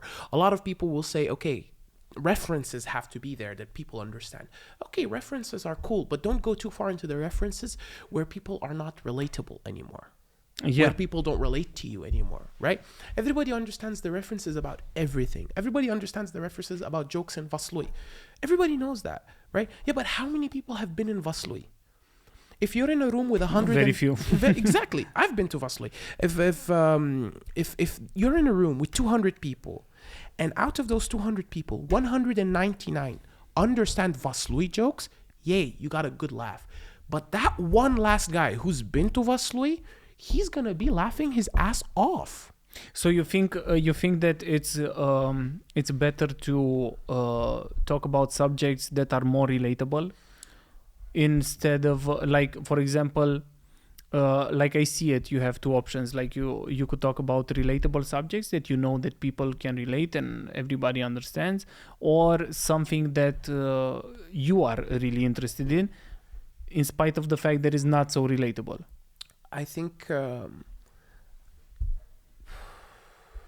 what is it with you and these good questions, man? He's making me think. He's making me think, and I'm not very good at thinking. I'm not very good at thinking, ladies and gentlemen. That's why I want to do comedy, because thinking is not my strong suit. And he's making me use my head and not the head that I like to use. Oh my God. What is it with you and these good questions, man? It's my podcast. I don't know if you watched episodes, but I'm always like this. Yeah, I've seen one with GEORGE Dumitru. It's just how I am. Yeah, I've seen half of the one with Madeleine Kurje, but because only half could be. It was too long. It's like 3 hours. Yeah, man. But I don't know. The way I think about it is, I was watching the final of the last Stand Up Revolution season, the one that Madeleine Kurje won, and I think I was talking to Raoul Geba. Raoul Geba told it to me straight up.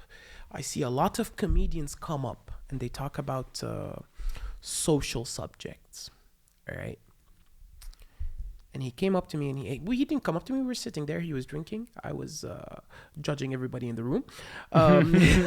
He came up to me and he told me, I see a lot of comedians at the open mic talk about social subjects, and he was like, they keep forgetting a rule in comedy that before talking about social subjects, you need to be funny. Yeah, that's also important. It helps. You know what I've noticed? Yeah, I've noticed that in stand-up, it helps a lot if you're funny. You would say so. Man, it helps so much. Yeah, but when like he told me that, it changed completely how I look at what subjects I want to talk about, right? Yeah. Because I also believe that in art is always looking at you, but it's your job as the artist to find it. Yeah. Right? Yeah. It's your job as the artist to find it. I have a Touch and Pulama joke that I did I used to do, and I posted it on my TikTok. It came from the idea that I just wanted to say Touch and Pulama in something. Right? And it went viral on TikTok. Shameless plug. I'm okay with it. And I started to think about it, right? Why should I be talking, for example, about Vaslui? Okay, I've been to Vaslui. Okay, I get the jokes. Haha, funny. Right? Yeah, yeah. Haha, funny. Right? Why should I be talking? What privilege do I have to talk about it when I've actually gone through other shitty experiences, dating with my cousins, with my brother, with my friends, where I've actually gone as a Muslim, where I've actually gone through these shitty experiences, that my relatability can make them even funnier, and the fact that I'm this guy can make them even funnier. And what privilege do I have that I can talk about these other subjects? And when he told me that, I was like, yeah, I really am trying too hard to talk about these subjects. I'm trying too hard when, okay, yeah, there should be a balance to it. Yeah. Okay, be relatable, but at the same time, push that border that the Romanians want to listen to, and find that balance between extremes that you have to. Yeah. Yeah. But it's so, I like it so much that you said that Romanians like to push the boundary. Yeah. Because I think with just our like history, yeah. With the thing is, I think this comes from a history of not such pleasant times. It builds you this way, you know. It creates this dark humor, beast mode. Yeah, it creates it really makes you laugh at worse stuff. Now, when he sat there and he told me that thing, it is you forget when you're chasing these extreme subjects, you lose sight of the fun of it. Because at the end of the day, Hector Ayala told me this one. Try so much to have fun with it, because when you're having fun, the audience sees you're having fun, and they want to have fun. You know, the thing is that this is what I learned, that everybody has a different kind of fun. You know, like I noticed about myself, for example, I have fun when I see people, like I said before, with a little pushback. Some people don't like that, and I can understand it, because it's different. We're going back again to one of the big pillars of stand-up comedy, where comedy is subjective and not everybody's gonna get it. Yeah, exactly. Yeah, So, again, that's why it's always like that, man. If you like something and you feel good doing it, I think it's and that's how I like started to I started to try to talk about a lot of other subjects. I started to think about words I wouldn't think about, right? And then I started to watch what the other comedians are talking about, and I started to punch myself for not thinking about these subjects before. Like what? Like my parents pushing me to get married. Okay, man, this is very interesting, because it's a very different perspective from what. No. I'll never forget when I saw the first ever comedian talk about that, and it was beautiful to watch her say that. It was beautiful to watch her talk about it, and I was looking at it, and it was beautiful what she did. It was beautiful what she did, because in my head I was looking at myself, and it was at an open mic at Gambrinos, and I had old jokes. Yeah. And at the same time, I had old jokes that I wanted to tighten up, but I saw that there was at least 4 or 5 tables that have been there before. So I knew I was going to get a mediocre reaction. Okay. So I just scrapped all my old material, and I was like, I'm going to improv something. Okay. You know? And I just heard what she said and what 4 other comedians said. I was just like, I'm going to improv these based on these. And it was one of the most entertaining nights I've ever had in stand-up. Just because I went up there, I was like, fuck it. It doesn't matter if I have jokes or not. I'm going to improv something based on the fact that I heard these other comedians. This is what I like about you, because you have this openness to experience and try these things. And this is something that I'm searching now a lot in my stand-up. Yeah. You know, to just go to open mics, have ideas, and just play with them. Yeah. You know, and I think this is really, really important. I actually learned that from you one time at the Fool. What exactly? So in case you gentlemen don't, everybody at home doesn't know this, the Fool is a comedy club, a very famous comedy club, but they have, I think it's the only comedy club that has special access to the stage, where you need to go from the backstage area, stuff like that. And if you go to that backstage area, you're always going to see comedians practicing and repeating their jokes. And this guy was one of them, and he was sitting there, he was thinking about jokes, and he was pacing around. And I told him, man, you got new stuff? And what was your response? I don't think you remember this, but I actually took what you wrote and I write down a lot of the things that comedians tell me. I have a note with it on my phone, and you straight up told me, I have some ideas that I want to let the stage dictate if it's funny or not. Yeah, of course. Yeah. At the time, I was so committed to like the idea of a joke needs to be on pen and paper that I didn't like let it loose. Let it have fun. Yeah, exactly. You know? That's for a long time. I actually learned that from you, because you were there. You were there one day at the Fool, and you did it, and you went up and you absolutely destroyed it. And I looked at it and I was like, dude, there is a quintessential fluidity to it, you know, that it doesn't need to always be strict pen and paper, exact setup punch. You just need to have that balls to have the balls to at some time just fucking roll with it. Yeah, that is something that it took me so many years to learn, because the only way that I did it was write it down on paper, learn it and say it in the way that I learned it. And now what I'm doing is exactly this. I come with the idea and I let it see how the crowd reacts. Yeah. Because I think it's the best way to do it. Yeah. If you're comfortable with it. It's not just about comfortable, right? You need to think about your back hurts, right? I need to put new chairs here. It's not my back hurts. It's I'm trying to find a balance between talking to you and talking to the camera. This is the most comfortable. Chairs are very comfortable. Thank you, headline management. What I do want to say, it's the same thing. I was on scrolling on Instagram lately, and I saw a reel with Virel Dragu Yeah. talking about comedians. I'm talking about comedy. I love it when Viral Drago talks about comedy. He straight up said, comedy is the only art form where it is instant feedback.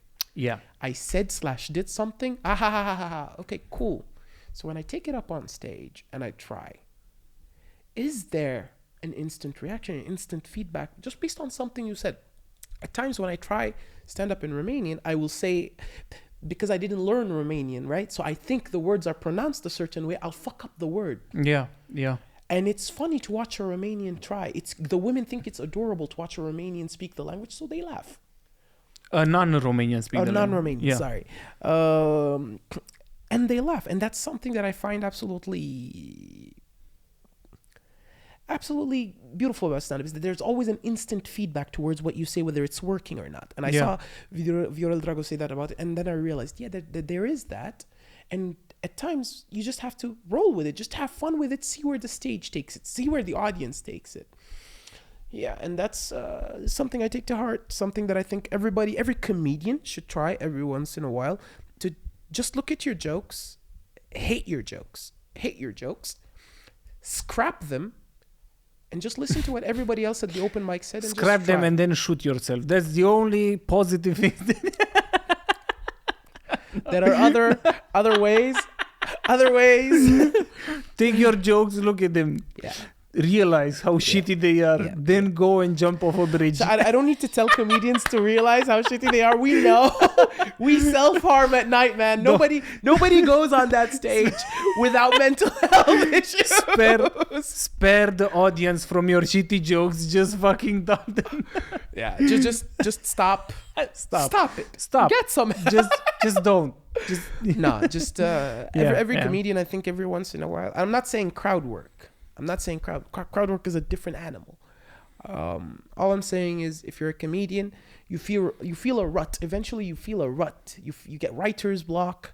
You just say fuck it, go, and just try shit out. Just try shit out. I know. You know. I think to be able to try this, you need to work more on yourself. As a person than at a comedy, because to be able to let yourself make mistakes, it's something that you do in therapy, not in a comedy. Why do you think comedians do comedies? Because therapy is too expensive. Yeah, exactly. Seriously, if you're a therapist watching, get the fuck out of here, man. So it's 200. I was. Okay, listen, I'm the toxic one in all of my relationships, but 270 lei, one session. Yeah. Open mics are free. Okay? Să fiți întotdeauna săraci, niciodată proști, oamenii mei. Come to open mics, man. Shit. Yeah, man. No, man, that is true. It's expensive. It's expensive. Yeah. God, they're expensive, man. Like, shit. Is it? I'm really curious about this. Do you have a lot of psychologists in Egypt? We have a lot of people in Egypt. Of course, there's a lot of psychologists in Egypt. Yeah, but is it a thing? No, mental health is a big thing in the Middle East. It's a big thing in the Middle East. It's because life there takes its toll on you mentally. Yeah, I know, but that's what I realized, that I don't know if it's like, is it common to go to a psychologist in Egypt? I'm going to be honest with you 100%. I don't really know, because, like I said, I've been here for a while, and the mental health crisis only started to take a lot of traction now. Okay, yeah, but I think that's all over the world. Yeah. So I don't actually have a full statistic on it. Yeah. But I can tell you for a fact that there's a lot of people that do psychology in the Middle East. Okay. It's because there's a lot of people in the Middle East. There's like 700 million Middle Easterns. I don't know how many Europeans are there, but that's a lot of people. Yeah. Or 300 million Middle Easterns. I don't know. I don't know what the actual numbers are, but 100 million of them are just my people. So I'm 109 apparently. Yeah, but it's statistically impossible that there's that many people and not that many psychologists. Yeah, no, because I was really curious how people view this, because also, going to a psychologist in Romania is still kind of a taboo. It's still kind of a taboo, and that's why I was curious. It's going to be taboo in a lot of places for a long time. I think it's still taboo in you think about it from Scandinavian perspective, where they have low levels of vitamin D because there's no sun, and they're still also depressed and stuff like that. I think that it's going to be taboo for a very, very long time, and then there's nothing you can do about it. It's just It's just something that we're starting to understand and invest more now. So I think it's slowly gonna easing up a little bit. Yeah, that's Yeah. true. Yeah. So if you're watching this and you're a comedian and you think about hating your jokes and shooting yourself, please don't. Just throw yourself off a cliff and do a backflip. That's my preferred way of doing it. Oh my God. Yeah. Yeah. So it's why I like was this comedian that went viral lately, Troy Bond. That's why I like him. He's like open about him having depression and about how they affect his mental health, how comedy affected his mental health. But yeah. Yeah, I think I would do comedy about this and a backflip. Yeah, About yeah. mental health. No, man. No. It's just a weird spot right now for mental health in general. Yeah. Yeah. Yeah, but I always say this, nobody goes on that stage without some level of mental health issues. Oh, believe me, I know. I know, my friend. I know. I'm somewhat of a psychopath myself. No, man, what I'm telling you, what I think is, I completely forgot what I thought.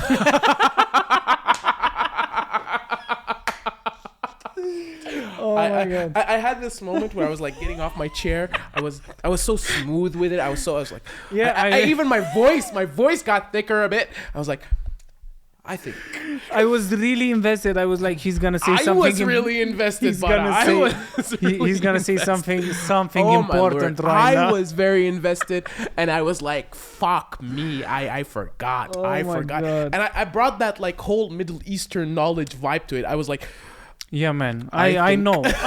You listen, I talk. You listen, I talk. Yes. "No, man, know. I don't know where I was going with that." And Yeah, man. It's perfect. That's why you're gonna have great success in comedy. I hope so. I really. Can you tell my mom? She doesn't have it. Did you talk with your parents about this? Yeah, they are. My Are parents they are supportive Fuck yeah. with comedy? Fuck Yeah? yeah. Okay, Yeah. that's nice. That's Yeah. important. That's really important. No. Having people around you, not just family, even if you just have friends around you with anything that you're doing, it just instantly you feel less alone. That is yeah, and, yeah. And because there's comedians who moved out of other cities and came to do it in Bucharest. And I am one of them. are you? Yeah, I'm from Sibiu. You're from Sibiu? From near Cisnădia, where you went. I know because we went to Sibiu all the time when we were in Cisnădia. Yeah. Really? Yeah. I would. This is the first time I found this out. Yeah. Really? Yeah, I'm from there, yeah. And you moved here just to do comedy. Just for comedy, yeah. Yeah, ladies and gentlemen, Victor he's a man. Crazy. Bruh. Listen, there's two types of crazy. There's sexy crazy and stab you when you're asleep crazy. I think it's okay to be I want crazy. to be the sexy crazy, can I? I think it's okay. I think it's okay to be crazy as long as you have that sweet spot where it's you're a little bit of both. I don't know whether I'm getting stabbed. Oh, but I love it, kind of a thing, you know. So Victor is actually the first person who I've ever met that straight up told me, "Yeah, man, I live specifically only from my stand-up." You were the first person that I met at Stand Up Revolution. That was the first time I met you, and you told me, "Hey, man, I only live from stand-up. It's very difficult, but I work with it." So, ladies and gentlemen, either he has the biggest cock, and it's beautiful, or he has the biggest cock and he doesn't know how to get it hard. So this guy right here. No, man, I'm doing it because I have a wife that pays for everything. Ladies and gentlemen, the true privilege in life. That's how you can live from stand up. Yeah. So if you are a comedian, just get somebody who can support your career. So, ladies and gentlemen, if any of you find me attractive, like seriously, with my lips, I'd suck the soul out of your cock. I make this joke all the time. I'm not gay, but for a little money, it depends. $20 is $20, right? $20 is $20 fucking bucks, man. $20 is $20 man. No, man, like you can it's hard. It's life of an artist it's fucking hard. Yeah. It takes its toll. It's like I can imagine why it would be harder for you because you cannot go like I go in the country. I can make shows. Even for me in remote areas, it's hard because I don't want to be mean, but yeah, He's going there. some people don't like my jokes in certain areas. I can understand that, but It's a the them thing problem, is, not a you problem. the thing is that like if you really commit to it, like if you would have like place to go in whole Europe and do shows, you could live from it. Yeah. And also doing a podcast and all these things on the side, It's exposure. that's exposure that helps. Good So exposure. you get it Yeah. from It's a very American thing now. yeah. I think you're not allowed to be a comedian without a podcast. Like I think every comedian should have a podcast. Ladies and gentlemen, and now I'm introducing the launch of my own Podcast with Fares. Nah, man, nah. I could never do a podcast. I at times I feel like I talk a lot more than I listen, and that's a problem if you want to be a good podcast host. Yeah, but Yeah, no. You see how much I talk? have you seen how much I talk? Shit, oh my lord.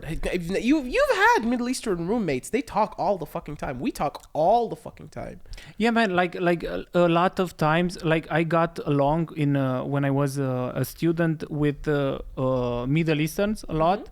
We have because I don't know the cultures. We have many similarities, and with the Spanish people and with Americans, like those were the people that I got along with.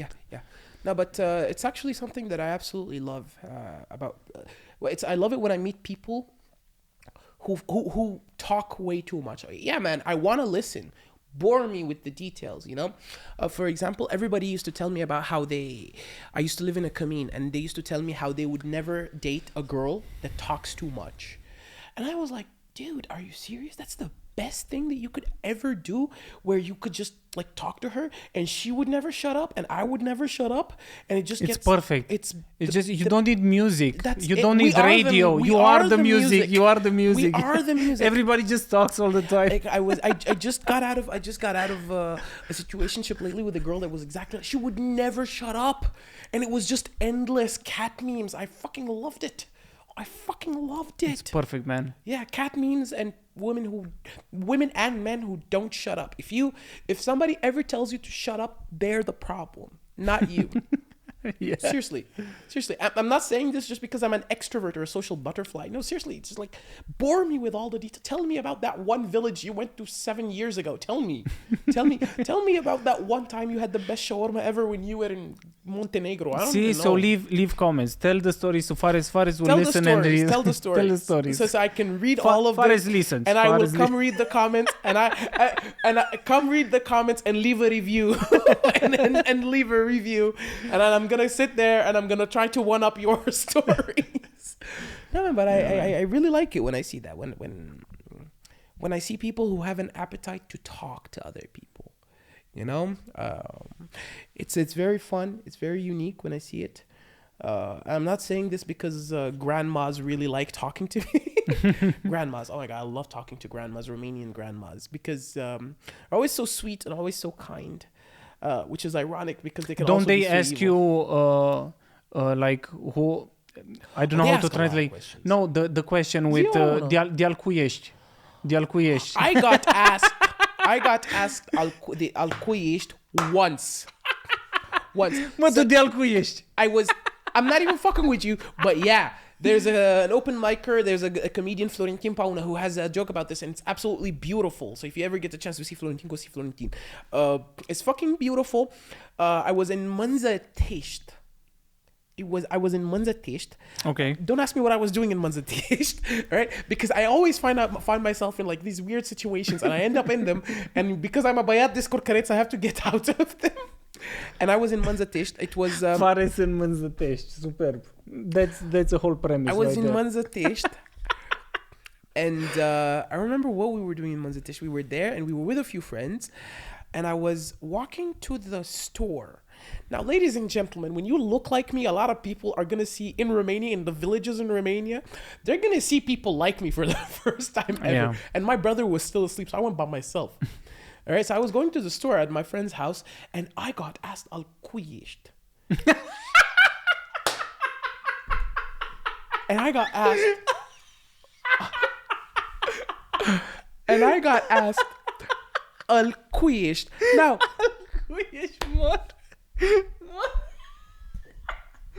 Was the person also squinting like that? No, Like no, that? no, Huh. no. What? She was a normal old grandma. They always grandmas when they see me, they never squint because I stick out. They can see me. They blind, but they can see me, bro. They blind, but they can see me. Trust me, I stick out like a sore thumb. And what did you say? What did you say? I was like, I'm not from here. I didn't even bother telling her in Romanian, I'm not from here. All right, I'm not from here. It was what bothered me about that question is like she asked me, "Al cui ești?" expecting me to really belong to Manzătești. You believe that shit? Oh my god, ladies and gentlemen, if you're watching at home, I have been told many times that I look like I'm from a lot of places. I've been called Colombian, Norwegian, Serbian, Scottish. I've been called very fucked up shit that I wouldn't even believe that I look like. But to be from Manzătești, that was an honor. Okay, it was an honor to be from somebody to assume that you are from Manzătești. That is incredible. That is for the books. For the books. Johannes, if the mamas... And did you have this experience? So you probably dated Romanian girls and you went to their homes, to their parents or grandparents. No, never? No. Never? No. You never had this experience? No. This girl, I was back, she was a friend of ours. And I met her parents and her parents were perfectly fine and everything. I was visiting her as a friend. Ah, okay, because it happens this thing, like, for example, grandmas, if you would have gone, without knowing Romanian, and they would have presented you, the grandma would have spoken to you in Romanian slower, believing that you would understand. Did you have this? No. The only people that speak to me slower in Romanian are actually younger people. And that's why actually kind of what I like about like more older people in Romania. They do not give a fuck. They do not give a fuck. Older people in Romania, it doesn't matter whether they're a grandpa or just a daddy or somebody who's above 30 year olds. Bă, mă înțelegi, dar nu du-te în pula mea de aici, atâta.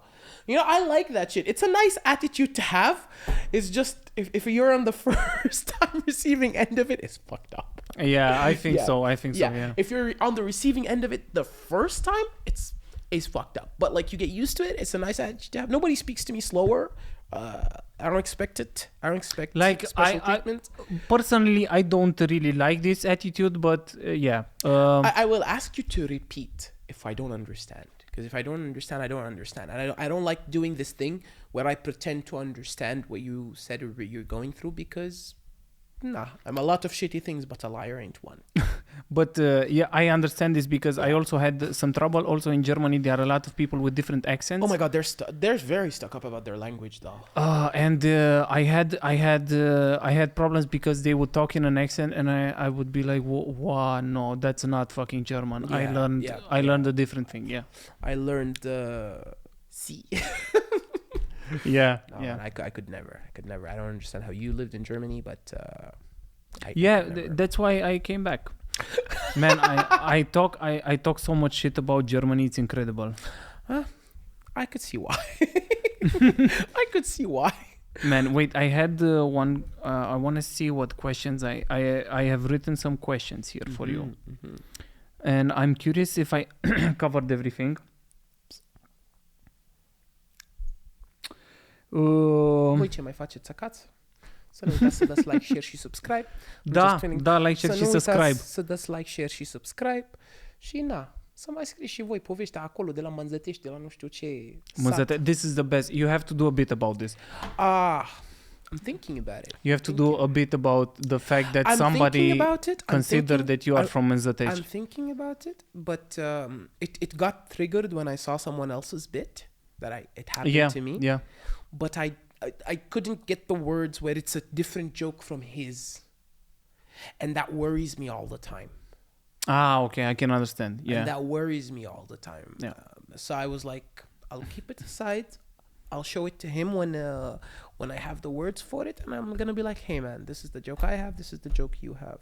Are we cool? Mine is better. You should stop doing yours. That's how you have to, man. That's how you have to get in front, man. Mine is better. Mine is clearly better. So that's how you got to this point. It's that. No, but That sounds like every threesome ever. Mine is better. Don't get involved. It sounds like every threesome ever. Yeah. No matter, like, it doesn't matter if it's a clam chowder or a sausage fest. It sounds like every threesome ever. Mine is better. I like how you assumed that every threesome is with 2 guys and 1 girl. No, I think it also works with pussy. I think it also works. Mine is better. Mine is better. Get that pussy out of the way. No, man, bitch. I'm not judging. Not judging. It's not your judging? fantasy. It's your fantasy. It's not my fantasy. I could never share. I could never share, man. I could never share. No, it's not my fantasy. No. I'm joking. I hope so. I'm joking. No, man, but I still think that even if it's a threesome with 2 women, it still applies. Mine is better. Get the fuck out of here. Yeah, my joke is clearly better. No, man. In a threesome, I have the joke. It's clear. I hope so. As a comedian. No, man. I could never. Man, we are reaching 2 hours. We are? We have talked for 2 hours. I could not believe that. Time flies. Time flies. Yeah, man. Time flies when you're having fun. I really enjoyed it. Me too, my guy. I would like to let people know that they really have to see you And see him. doing stand-up. Thank you. Any shows you guys see on this guy, fully manages his own shows and does it all by himself. Talk to this Crazy. dude. I am crazy. The benefits of having a rich wife. Yeah. sorry Yeah. about that. Yeah. If y'all ever thinking about adopting an exotic child, I'm just putting myself out there. The thing is, if you want to survive in stand-up, get a spouse that takes care of your needs. Ladies and gentlemen, you heard him. I have a dream. I have a dream. If there are If they people, are MILFs, not even MILFs, cougars. Faretz needs Dilfs sugar. at this point, I'm desperate. A sugar something. Sugar. I just need needs sugar. sugar. I just need That's sugar.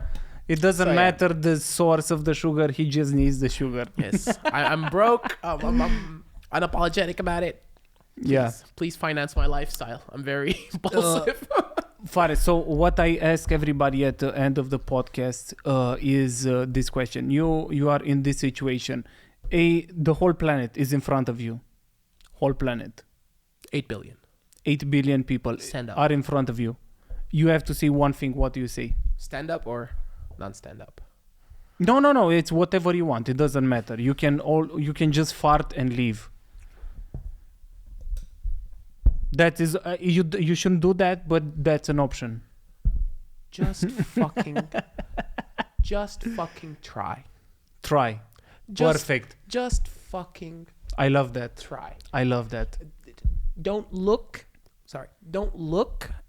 at the outcome. Don't look at where you are. Just fucking try. That's all there is to it. You don't have to be good. You don't have to be bad. Just fucking try. That's what I did with my sex life. It's a no, man. It's a perfect. Consensually. It's a perfect. I love this. I love this. Yeah, I love this. It's something I've been telling to a lot of people lately. It's something that I tell a lot of people when it comes to having feelings for somebody. It doesn't need to work out, but you telling them that you have feelings just helps you move on. I say to a lot of comedians, it's how I started with comedy. It's how I start with a lot of things, that there's no bigger waste in life that I feel than a waste of talent and a waste of opportunity. Yeah. So you don't need to be I good. totally agree with this. You don't need to be good. You don't even need to succeed. The reason I'm doing comedy is because one day I woke up and I said, hey man, I think I could do it. And when I die, I just don't want to have as many what ifs as possible. I mean, I am going to have what ifs. There's no chance you couldn't. But I would like to at least know that I tried. And I can die peacefully knowing I tried. You can die peacefully knowing you tried. Just fucking try. You don't need to win. You don't need to succeed. You don't need to make money. You don't need any of it. But the more opportunities you take, the more you try to make the most of your opportunities, the more you will do for yourself. So if there's 8 billion people watching, internet's all over the place, and by some butterfly effect, these words reach somebody. These are words that got me through a lot of things. So these are words I'm going to tell to everybody. Just try. That's all there is to it. Beautiful. Thank you, 8 I billion love people. it. I love it. Me too. That's why I said it. Thanks, man. My man, thank you guys so much. Don't forget to like, share, and subscribe, and go to his show at Gânduri Intrusive. You can always pull up at the English open mic at Lloyd's Pub every Wednesday. Come to all the comedy clubs in Bucharest if you're here. The Full Comics Club, Club 99. Support your local artists. We love you. There's no comedy and there's no internet without you. Thank you guys so much for having us. Yeah. Thank you for supporting us. I love this. And yes, just try and come to my show. Just try. Just try, man. Just fucking try. Just try. Just try. What's the worst that could happen? You could see an hour of this all over again? I'm not saying. Just try. Just try. Yeah. Ciao. Thank you, you too.